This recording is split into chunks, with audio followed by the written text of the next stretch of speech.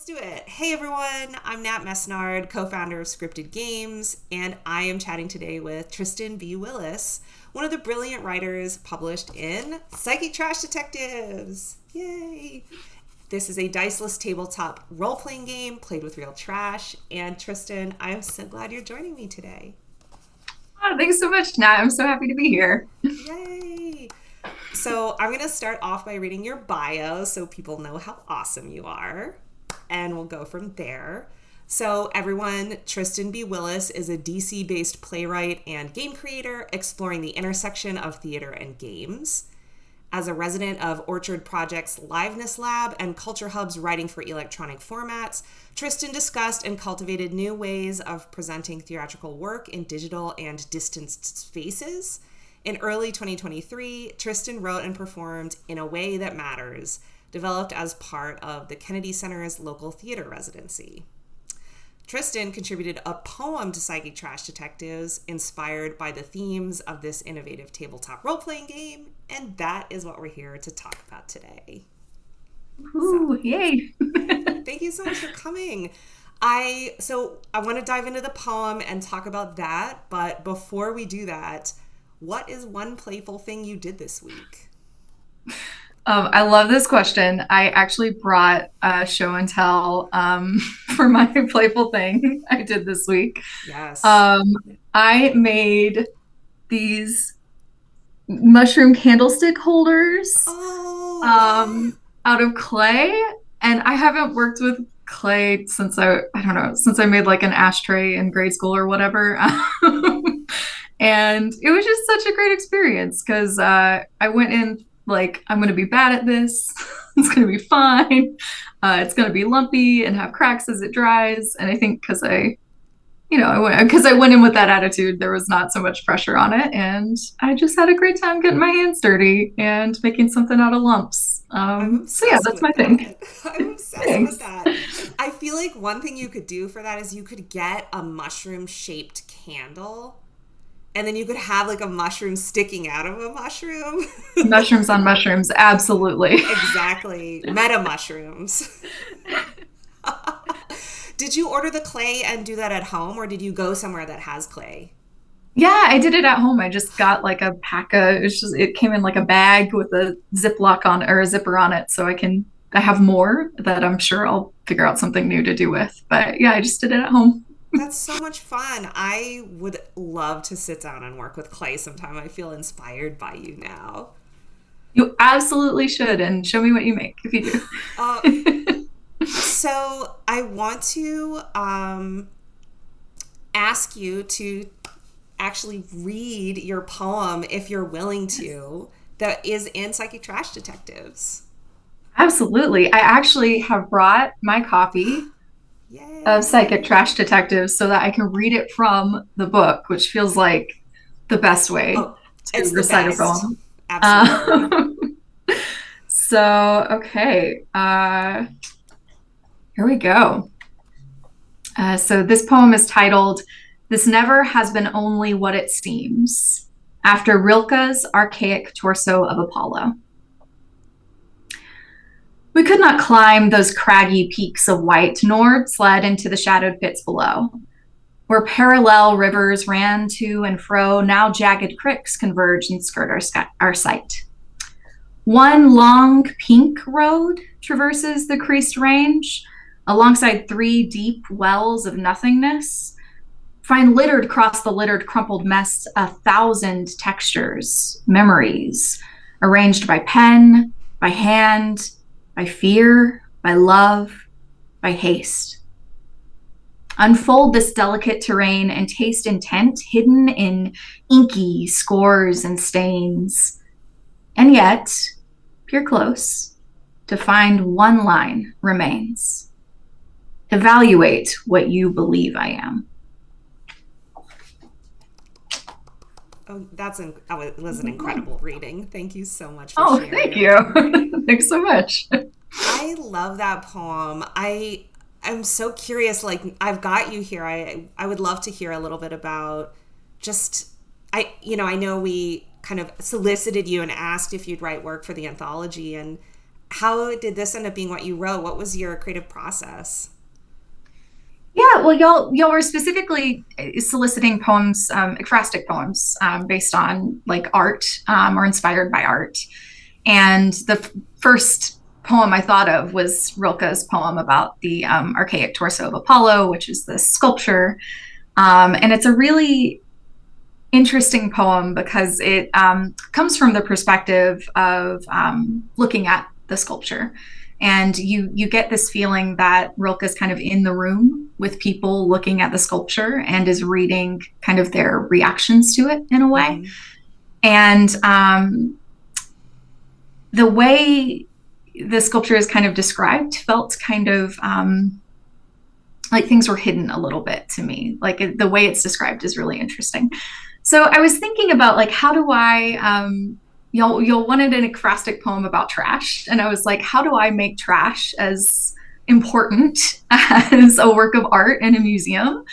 And I felt like a really clear in to do that was to kind of take inspiration from Rilke's poem and, create this piece kind of inspired by the idea of a group of trash detectives kind of gathered around this piece of trash and kind of looking at it like art. And so I used a lot of the same kind of rhyme scheme and meter that was in the original poem to kind of provide me some structure. And I love playing with kind of those rules and that structure because I think it gives me a lot of space to do fun things within it. So I did that kind of as a rule for myself, and then found the places that I wanted to break it a little bit. So yeah, that was my process for it. And I was hoping as you read the poem through, and then especially if you read it again, it becomes more and more clear what's actually being talked about, which is not a landscape like it might seem at first, but like a crumpled piece of notebook paper with writing on it. So yes, yeah. I love that. It reminds me of just the idea of collaboration that's so central to this game, and then also playing games in general. And you have multiple layers of collaboration. It's kind of like mushrooms on mushrooms because you have, the idea of writing an ekphrastic work is already collaborative because you're responding to something. And then also riffing on another ekphrastic work is like a double layer of that. So it's like this whole like kind of community effort of engaging with this idea of looking. Yeah. And I love that. Yeah. It's so cool. Like, I feel like that's why your poem actually like benefits so much from like reading it several times, because you kind of like uncover those layers of like who's there as well as like what's being seen. Thank you. Yeah, I love the way you put that. I love this idea of it being kind of in conversation with a former poet, and and Bridget in by being in conversation with the game. And I just love the way you put that. Thank you. Thank you so much.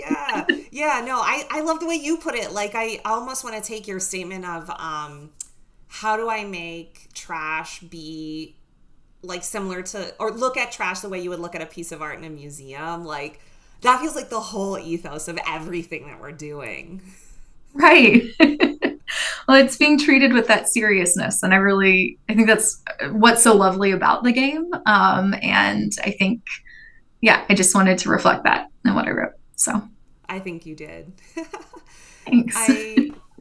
So I love this poem, and I want to ask you, if folks listening want to find more of your work, where should they go to follow you or find you in the future? Sure. So my website is Tristan B. Willis. That's Tristan B, the letter Willis.com.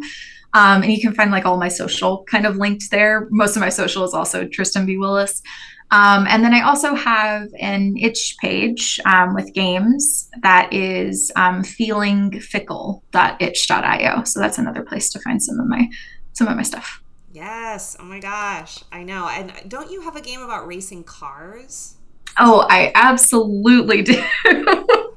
I along with my partner, have become a big Formula One fan and watcher, and we created a game based on the Firebrand's sculpture, not sculpture, the Firebrand's structure. There we go.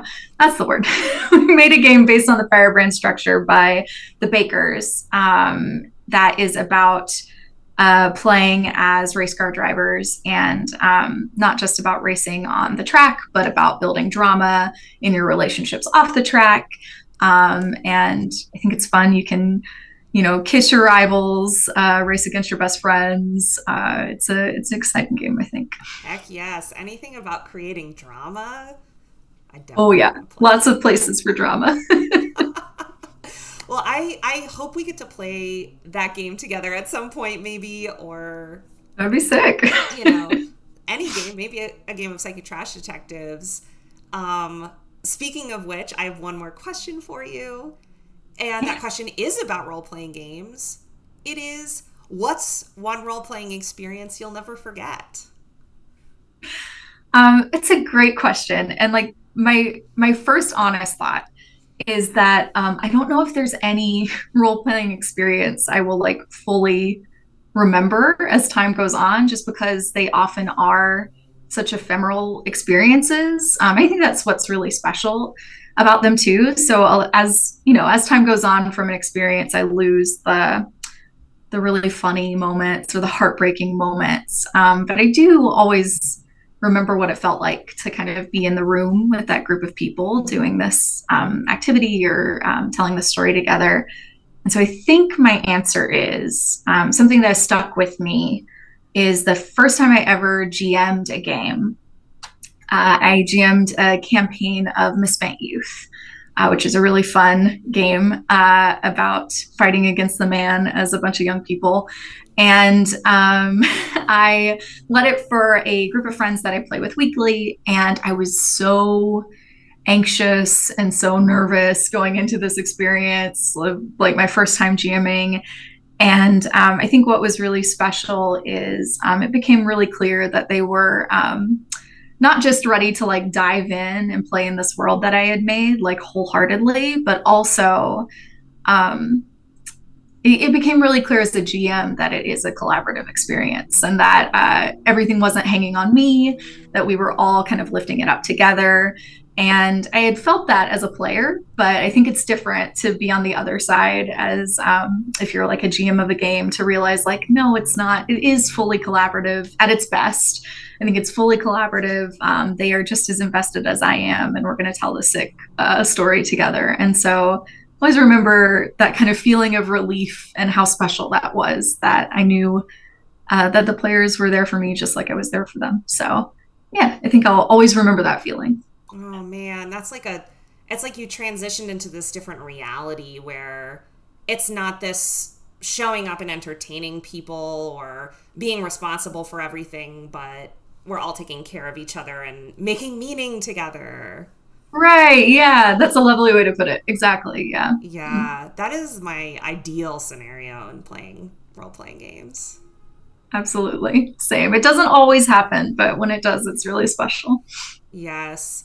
Well, thank you for maybe making a tiny little piece of that happen by coming on this video and being part of the community that we're trying to build, which is very much in the spirit of that. Whether or not we always succeed is, it depends on what's happening that day, but we aspire to that like utopian kind of dream that we all take care of each other through play. So thank you for being playful. Thank you for being in the Scripted Games universe. Yeah. I'm so excited. I'm so thrilled that we got to chat, and also that this incredible poem you wrote is in here. And hopefully we get to play together sometime soon. Yeah, I would love to. That would be so great. Thanks again for having me and for inviting me to write. And yeah, let's set up a game time together. That would be awesome. Absolutely. Let's do it. All right. Bye, Tristan. Bye.